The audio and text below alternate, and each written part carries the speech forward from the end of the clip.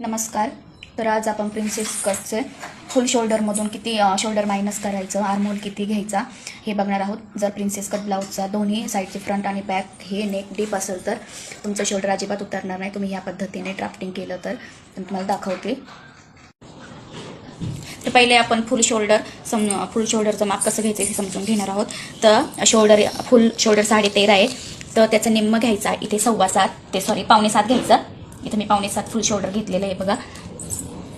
हे फुल शोल्डरचं माप. आणि मेन शोल्डरचं माप कसं घ्यायचं आहे तुम्हाला, तर फुल शोल्डर 13.5 आहे, तर 13.5 मधनं 3 इंच कमी करायचे आहेत. 13.5, 12.5, 11.5, 10.5. तर 10.5चं निम्म, 10.5चे निम्मे येतात 5.25.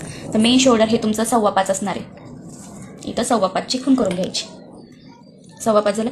इथं फुल शोल्डरचे इथं 1 इंच डाऊन करायचं आहे. 1 इंच डाऊन करायचं इथे.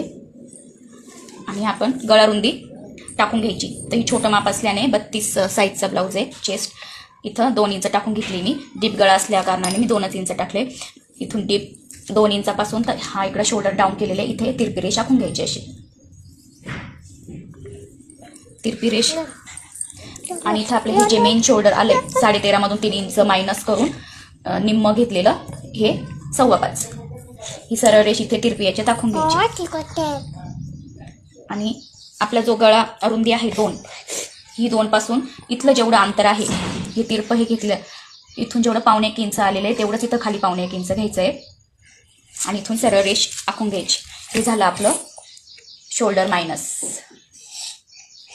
किंवा इथून तिरपं घेणार आणि हे शोल्डर एवढं एक्स्ट्रा होणार, तर ते शोल्डर गळणारच आहे. जेवढं तुम्ही मुंड्याकडून एवढं कमी घेतलेलं शोल्डर मायनस केलं तेवढंच गळ्याकडून सुद्धा तुम्हाला मायनस करायचं आहे, जेणेकरून तुमचा हा गळा उतरणार नाही आहे. तर 6.5चा गळा आहे माझा फ्रंट आणि पाठीमागचा 11चा गळा आहे.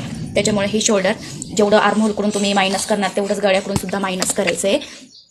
आणि मुंड्याचा व्हिडिओ मी नेक्स्ट कसा घेतलेला आहे तर नेक्स्ट व्हिडिओमध्ये मी सांगेल.